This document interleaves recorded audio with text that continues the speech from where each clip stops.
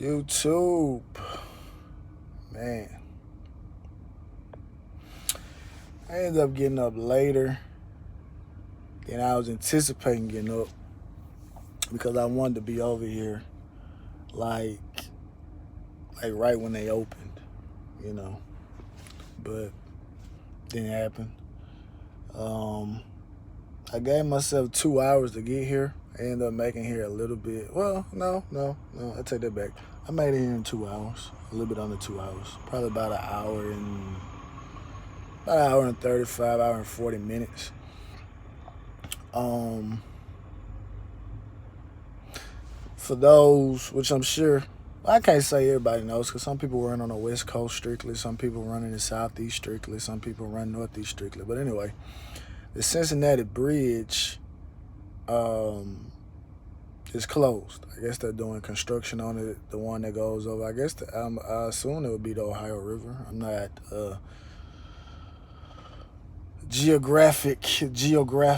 I'm not the geographic person, but I would assume that. So you gotta get on the bypass. You gotta get on 275. So I got on 275, and 275 is just it's just a killer. It's just up, up, and I needed to get what the navigation was telling me to do was once you get up there, get on 471. And 471 will run me on the other side of the bridge, and I can come out and I can get to where I got to go. But I'm like, look, I'm already in the right lane, struggling trying to get up the hill on the right lane. So I'm not about to get over here. I'm not about to merge over two entire lanes. I'll just stay on 275, ride it around, and catch the highway that I need to catch to get to wherever I got to go. So, that's what I did. So I've only been here I've been here 30 minutes because my time reset. When I got here untarped, there was a guy in front of me. He was over there, untarping and unstrapping and stuff like that. So I said, I'm gonna do the right thing, and he was here before me, even though he wasn't lined up, because I could have been a jerk and drove in front of him or whatever like that, but I'm not in that big of a rush, and I'm not that type of person. You know what I'm saying? Sometimes you have to pay stuff forward, and things that happen in your favor, later on, or it may even happen in your favor right then and there. You just never know. So I'm going to Middletown to pick up some banded coils. Those are always interesting because when they're banded like that, they want you to throw a chain through it and pull it, so that way in the event that it won't rock to either side. So that's gonna be interesting. I don't really I haven't done that in so long. Matter of fact, I don't think I've ever done that. I'm trying to think. I've had banded coils before, but it hasn't been the and then again it might, I don't know. I hope they load them suicide. I don't really want, I hate shotgun coils. So I hope they load them suicide. It'll make it easier to secure, because once you get with I'm not gonna say it's easier to secure. I'm not gonna say that. I'm gonna say it's less of a hassle to secure. I say it like that. It's less of a hassle. So it's going down to Dexter, Missouri. I've seen where it was at. So Dexter is kind of like south of Cape Verde, or Cape Cadaver, or whatever. And so I can either, the fastest route was telling me to go up through Indy, get on 465, and cut across, is it 74? Is it 74? I don't know what it is, but I'm just thinking about coming back down and getting on when I get to like Louisville. I think it's or further south than that. I think it's like what do they have? Those bluegrass things. So I'm thinking about I just go back down and do that, because I I don't feel like going up through 465 today. But it might be a better ride because I'm not having to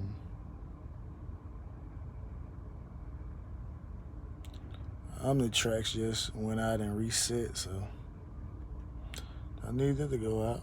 I mean, I got paper logs, but don't need that to go out. Oh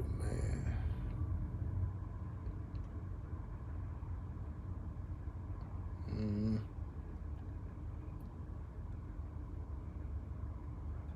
I don't know, man. I was talking to one of my partners the other day. It went out again. Oh, I don't know what it's doing. We just talking about like, you know, we were talking about like the truck stop and how like it's gonna be guys, guys that don't have like, families, or if they do have a family, they don't necessarily get along with them. And I tell anybody this, like when you like over the road and stuff like that, which like I say is perfect for me because I'm like, I've been the only child, but I mean, I have to be selfless, obviously, because, I have a wife and stuff like that, and I've grown to be a little bit more selfless. But one of the things that, I realized is like, and I'm sure y'all realized it too, is, guys, like, this is all they do. Like, this is all they know. They stay out, months at a time. I know my buddy told me like he was working at another company, and so like the way they would do it was like every weekend you stayed out, it would accumulate to like one day. And I think he said that guy said he had like 90 days accumulated. So you do the math on that. He had 90 days accumulated. And like he would only go home like if he had like a doctor's appointment or it was time to get a physical or something like that. But other than that, he just stayed riding. And I was one of the people that say, man, they gotta be a sad life. It has to be a sad life. But then when you really stop and you think about it, it's like, it's not my place to say whether or not it's a sad life because everyone doesn't get the same enjoyment out of certain things. Like somebody may want to go to, they have a favorite truck stop they like going to, or a favorite city they like going to, or something like that. You don't have like the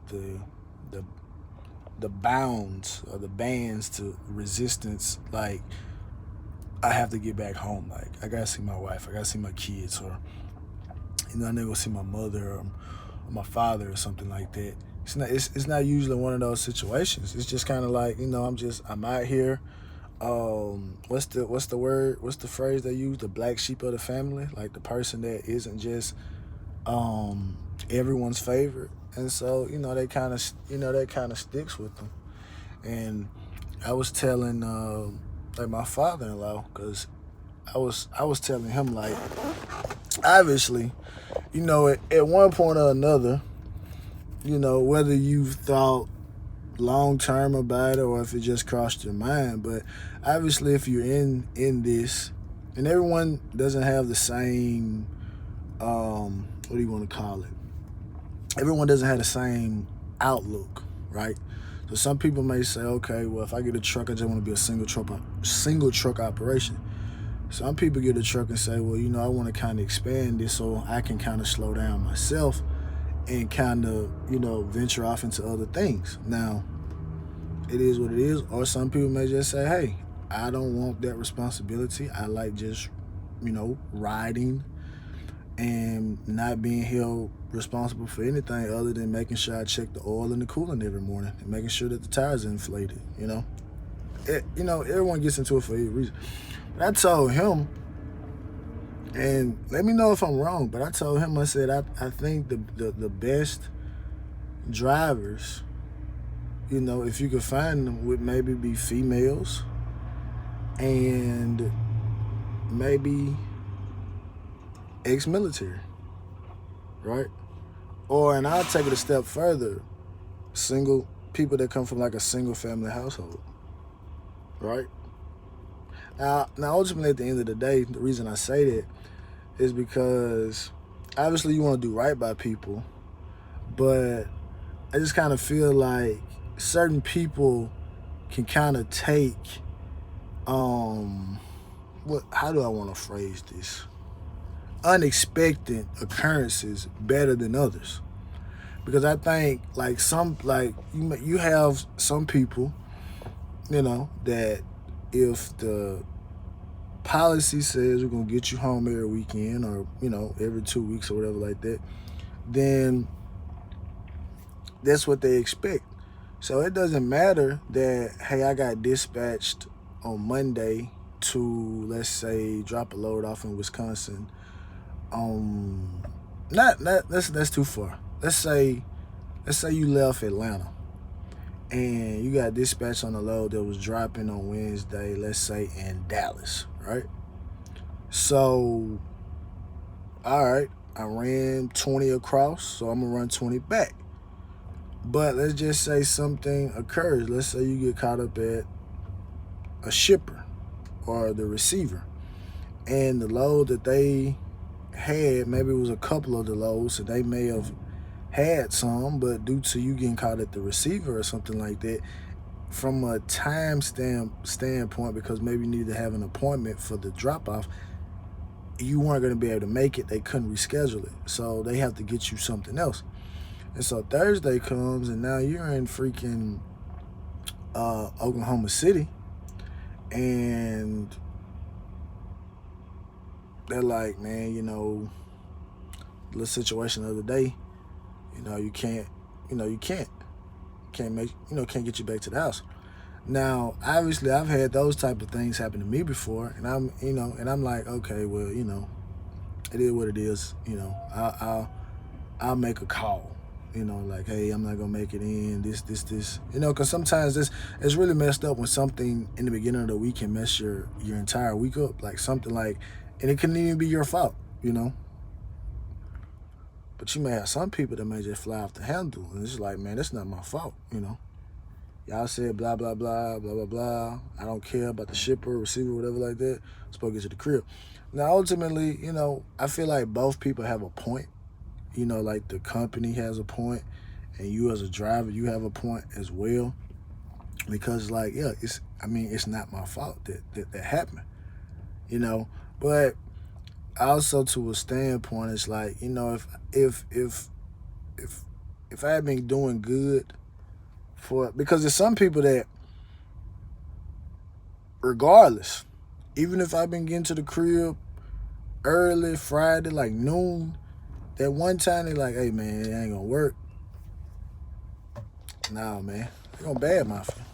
So I just said, I just feel like they can deal with unexpected things, a little bit better than, let's just say, certain people, and I can't necessarily put those people in a category or anything like that. But like I said, going back to what I told my father-in-law, I said, if I wanted to expand or something, that's what I would do. Even though at the same token, I personally would like to give people opportunities that live in the area that I live in, because I always thought about it. Well, I ain't gonna say I always thought about it. Let me not pat myself on the back like that. I didn't think about this. I was talking to, matter of fact, I wasn't even talking. I just happened to be on I happened just to be on a call one day, and this other guy, he got his own truck on authority, and so he was just telling him, because we were writing books together, and he told him, he was like,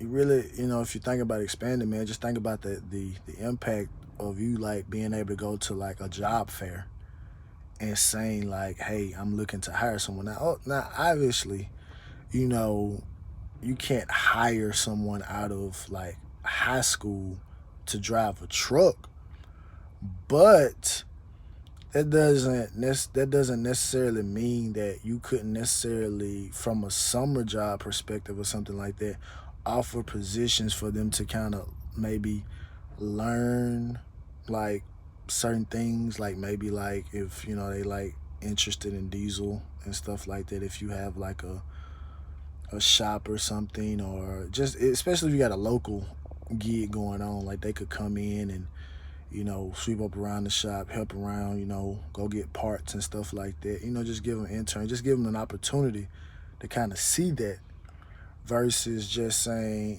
versus not having that opportunity at all because you just feel like, well, I just don't want to deal with the headache. And I don't blame you. I don't blame you. Like I said, I've been doing this for I started in April. What is that? April.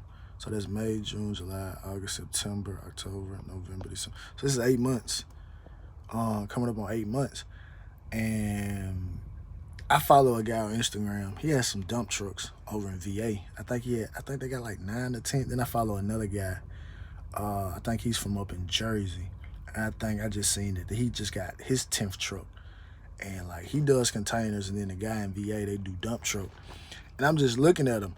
And one thing I can say about both of them, man, is like they've shown the good and they've shown the bad. The guy from Jersey, he showed where one of the drivers was involved in an accident, lost the truck. Showed a situation where they had to get a motor rebuilt in the truck. Another situation where the ECM went out on his main truck. Then the guy from VA, like the air conditioner was out in like 2 or 3 of the trucks, but they were still out there getting it. And he drives the trucks, and then like his employees, they was out there getting it without the air conditioner like that. I said, man, that's the type of loyalty and the type of dedication, man, that you want, from, and I don't even want to use the word employee. I want to use the word partner, because that's the way I look at it, as a partnership. I don't want employer, employee, boss, and none of that. It just partner. Like we, not saying that we share equal responsibility for it, but at the end of the day, we are partners. This is an agreement. Whatever like that.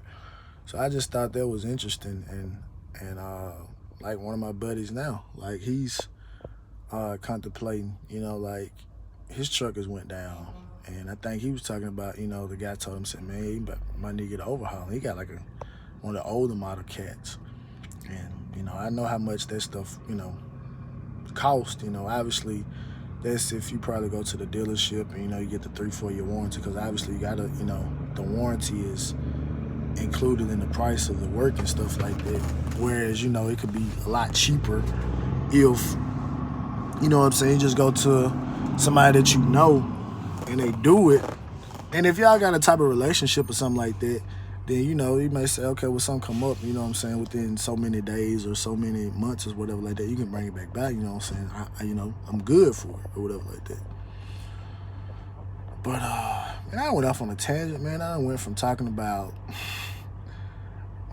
what my day gonna consist of, my idea of who the better drivers are, examples of the good and the bad, and loner and stuff. This has just been one of those tangent type of things, but it's all good, man. But God told me, when a guy come back out here empty, I can drive back. I got made over to the spot, and I made it like 12. So they say you can be 30 minutes early, but you can't be any more than 15 minutes late. So hopefully I can do that, and they're not about to go on break or anything like that, because they just open at 9. So it'd be wild to just open at 9 and then go on lunch at 11. So I don't know. And then according to my navigation, I think I'm about, navigation ain't even working. It's froze.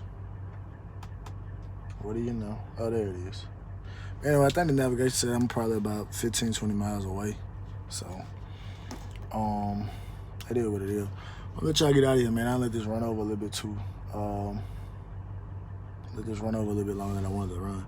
Y'all be safe out there, man.